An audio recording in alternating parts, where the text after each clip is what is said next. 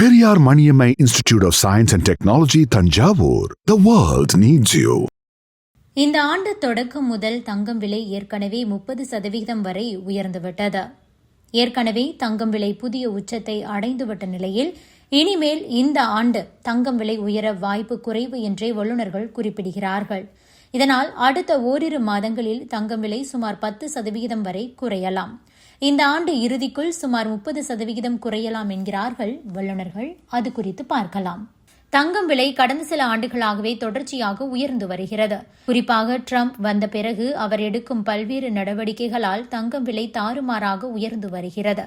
இதன் காரணமாக இந்த ஆண்டு தொடக்கம் முதல் தங்கம் விலை ஏற்கனவே 30% மேல் உயர்ந்துவிட்டது. இந்த ஆண்டு தங்கம் விலை ஏற்கனவே புதிய உச்சத்தை அடைந்துவிட்டதாக வல்லுநர்கள் குறிப்பிடுகிறார்கள். இதன் காரணமாகவே இஸ்ரேல் ஈரான் மோதல் உச்சத்திற்கு போனபோது கூட தங்கம் விலை பெரிய அளவில் உயரவில்லை. மேலும் மோதல் முடிவுக்கு வந்த உடனேயே தங்கம் விலை தாறுமாறாக சரியவும் ஆரம்பித்துவிட்டது. இதனால் தங்கம் விலை வரும் காலத்தில் குறையும் என்றே வல்லுநர்கள் குறிப்பிடுகிறார்கள். பிரபல சிட்டி வங்கி அடுத்த ஒரு வருடத்திற்கான தங்கம் விலை டார்கெட்டை குறைத்துள்ளது.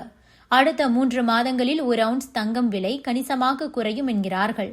அதேபோல அடுத்த 6 to 12 மாதங்களில் ஒரு அவுன்ஸ் தங்கம் $3,000 to $2,800 குறையும் என்று தங்களது அறிக்கையில் தெரிவித்திருக்கிறார்கள்.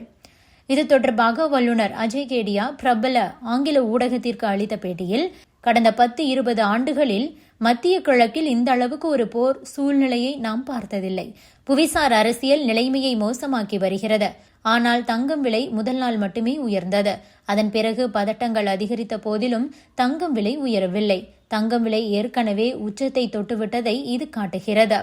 கடந்த காலங்களில் தங்கம் விலை இதுபோல உயர்ந்துள்ளது. ஆனால் அதன் பிறகு கணிசமான அளவுக்கு தங்கம் விலை பெரிய அளவில் உயரவில்லை.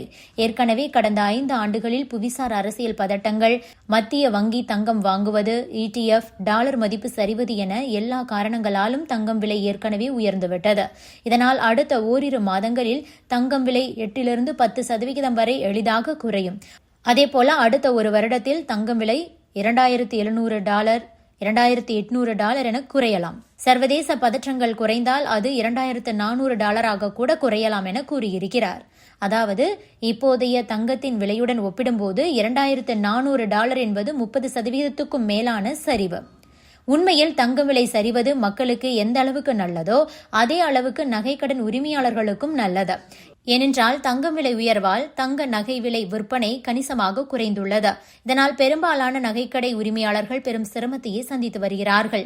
தங்கம் விலை குறைந்தால் மீண்டும் விற்பனையும் அதிகரிக்கும் என்பதால் நகைக்கடன் உரிமையாளர்களுக்கு கூட தங்கம் விலை குறையவே வேண்டும் என கூறுகிறார்கள். இது தொடர்பாக பிரபல நகைக்கடை உரிமையாளர் ஸ்ரேயான்ஷ் பிரபல ஆங்கில ஊடகத்திடம் என்ன சொல்லியிருக்கிறார் என்றால், நான் இவ்வளவு பேர் தங்களிடம் உள்ள தங்கத்தை விற்று பார்த்ததே கிடையாது.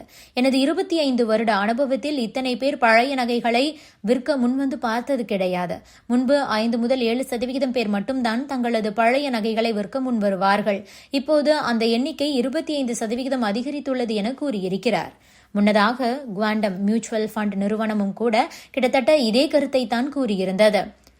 தங்கம் உச்சத்தை எட்டிவிட்டது என்றும் அடுத்த 2 மாதங்களில் 12 to 15% வரை குறையும் என்றும் குவாண்ட் மியூச்சுவல் ஃபண்ட் கூறியிருந்தது. இந்த சூழலில்தான் அஜய் கேடியாவும் தங்கம் விலை குறையலாம் என கூறியிருக்கிறார்.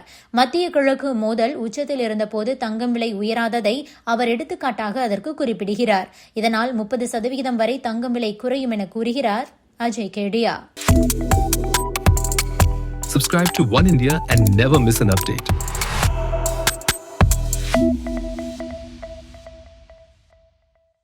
Periyar Maniammai Institute of Science and Technology, Thanjavur. The world needs you.